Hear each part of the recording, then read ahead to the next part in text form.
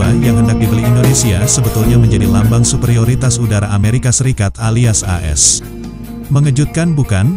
Tidak F-35 atau F-22 Raptor, malahan keluarga F-15 Eagle II yang nantinya diakuisisi Indonesia. Keluarga F-15 Eagle II incaran Indonesia ini mempunyai satu hal yang luput dari F-35 dan F-22 Raptor, yakni war experience. F-15 merupakan jet tempur AS yang kenyang asam garam pertempuran. Perang Teluk dan Operasi Iraqi Freedom menjadi ajang bagaimana F-15 menunjukkan taring sebenarnya. F-15 mengudara di langit Irak, MiG Saddam Hussein langsung balik kandang. Irak kemudian memilih menahan gempuran udara AS dengan artileri pertahanan udara. Artinya pilot tempur Irak minder melawan F-15 USAF.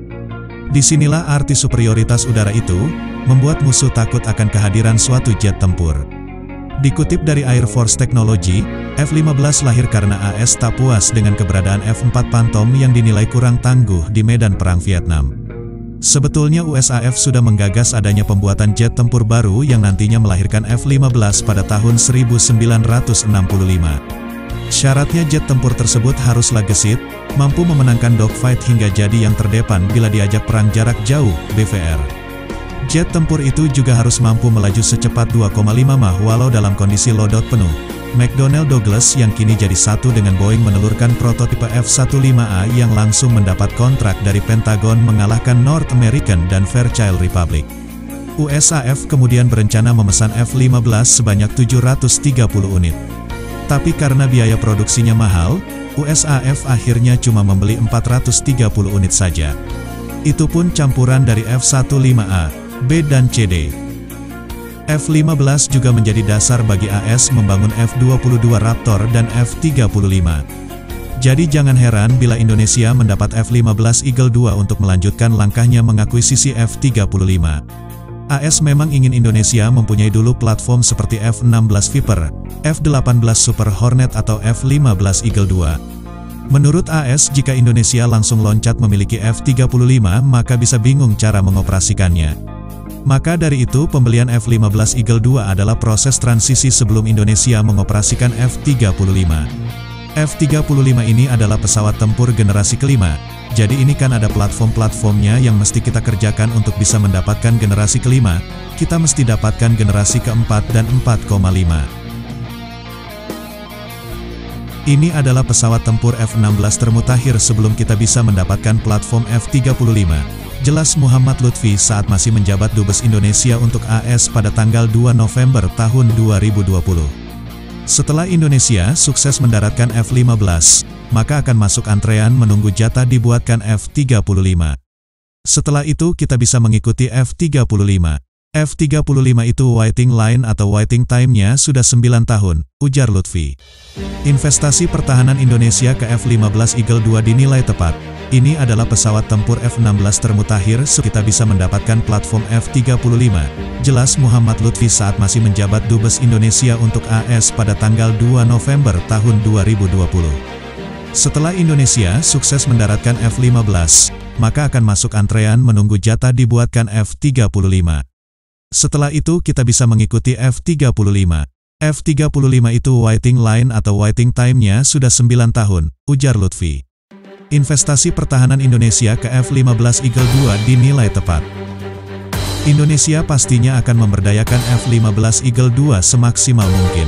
Sebab Indonesia memerlukan jet tempur superioritas udara untuk menanggulangi gangguan China di Natuna Utara. Indonesia telah banyak berinvestasi untuk memodernisasi pertahanannya. Setelah mengumumkan pembelian pesawat tempur Rafale buatan Prancis, Departemen Luar Negeri AS menyetujui penjualan pesawat tempur berat canggih F-15EX ke Indonesia, jelas TPPer.cn pada tanggal 12 Februari tahun 2022. AS sendiri memang sengaja menjual salah satu jet tempurnya ke Indonesia. Alasannya untuk membendung agresivitas China di Natuna Utara. Ada kepentingan nasional AS yang diikut-sertakan dalam penjualan F-15 Eagle II ke Indonesia. AS akan menjual F-15 Eagle II ke Indonesia paket komplit. Departemen Luar Negeri telah membuat keputusan menyetujui kemungkinan penjualan militer asing kepada pemerintah Indonesia pesawat F-15ID dan peralatan terkait dengan perkiraan biaya 13,9 miliar dolar. Pelaksanaan penjualan yang diusulkan ini akan membutuhkan penugasan kurang dari 20 perwakilan pemerintah AS dan kontraktor ke Indonesia untuk memberikan dukungan teknis untuk operasi pemeliharaan dan untuk melakukan pelatihan penerbangan dan pemeliharaan, lapor Desca.mil. Malaysia mengakui jika usaha Indonesia mendatangkan F-15 Eagle II, Rafale dan KF-21 Boramae memang patut dicermati. Trio jet tempur ini akan mendongkrak kemampuan udara Indonesia untuk menguasai Asia Tenggara. Adapun Indonesia dalam beberapa hari terakhir juga mulai menyeimbangkan diri dalam aspek kekuatan udara di Asia Tenggara yang telah dikuasai oleh Singapura. Akuisisi 42 jet tempur Rafale dari Prancis senilai Rm32 miliar dan persetujuan untuk mengakuisisi hingga 36 pesawat F-15EX buatan Boeing. Jika akuisisi direalisasikan, senilai Rm55 miliar tentu akan menutup kesenjangan dan menyeimbangkan kekuatan udara di Asia Tenggara. Saat ini dipegang oleh Singapura. Selain jet tempur Rafale dan F-15EX, dikenal sebagai F-15ID jika dijual, TNI AU juga akan dilengkapi sejumlah pesawat generasi 4,5 buatan Korea Aerospace Industries, KAI, yakni KF-21 Boramae. Sebagai mitra pengembangan pesawat KF-21, Indonesia akan memproduksi 48 pesawat di dalam negeri.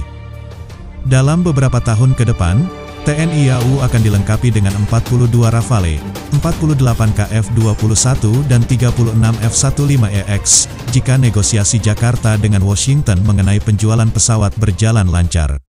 Indonesia sangat ingin menjadi kekuatan udara utama di Asia Tenggara dan sedang berusaha untuk itu, lapor media Malaysia, Defense Security Asia. Indonesia jelas senang menerima F-15 Eagle II. National Interest pernah memuat dalam artikelnya bahwa pembelian F-15 Eagle II menggantikan Su-35 sangat tepat bagi Indonesia. Pada ketinggian rendah, Su-35 memiliki keunggulan yang tidak dapat diatasi. Ia memiliki vektor dorong 3D dan kemampuan manuver yang luar biasa pada kecepatan rendah.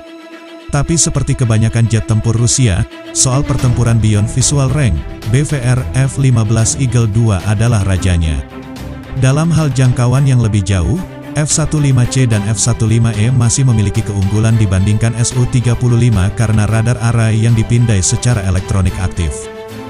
Radar Raytheon APG-63V3 dan APG-82V1 yang dipasang di kedua F-15 masih jauh lebih unggul dalam kemampuannya dibandingkan stasiun radar Tikhomirovskaya dengan array bertahap pasif Irbis E milik Su-35. Sejauh ini, pesawat tempur Rusia memang memiliki sedikit keunggulan di bidang sensor pasif, karena memiliki sistem pencarian dan pelacakan lokasi optik inframerah built-in. Namun, F-15 akan menerima pencarian dan pelacakan yang sangat canggih dalam sebuah sistem dalam waktu dekat, yang akan meniadakan keunggulan flanker Rusia, katanya. Suku cadang F-15 juga melimpah lantaran diproduksi sampai 700 unit-unit lebih dan dipakai di berbagai negara. Sedangkan Su-35 masih minim pemakai sehingga suku cadang flanker E lebih mahal. Bila minim suku cadang maka nasib Su-35 bisa seperti Su-30 MKM Malaysia yang tak siap tempur. Jet tempur Rusia, termasuk Su-35, terkenal tidak dapat diandalkan, dan jika ditambah dengan staf teknis yang kurang terlatih dan kurangnya suku cadang, maka negara dunia ketiga manapun tidak akan dapat terus memelihara jet tempur dalam kondisi yang tepat, jelasnya. F-15 Eagle II Juha merupakan jet tempur pendukung F-35.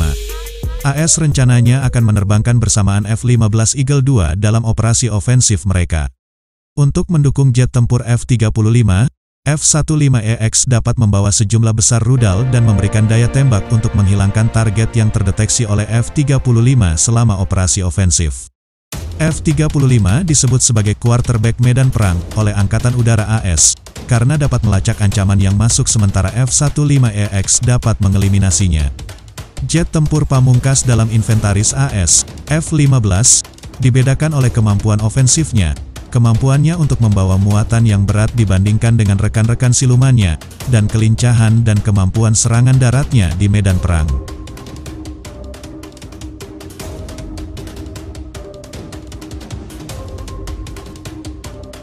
Pesawat ini masih tetap diminati di negara-negara di seluruh dunia, bahkan yang sudah membeli F-35.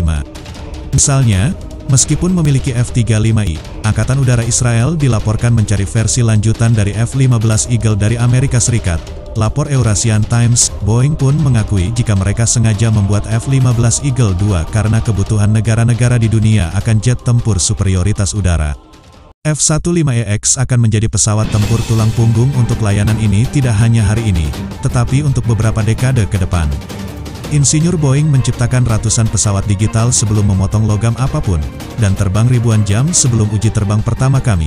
Hasilnya adalah pesawat dengan tulang punggung digital, arsitektur sistem terbuka dan kapasitas untuk membawa senjata hipersonik, menjadikannya elemen kunci dari armada tempur taktis Angkatan Udara AS, papar Boeing.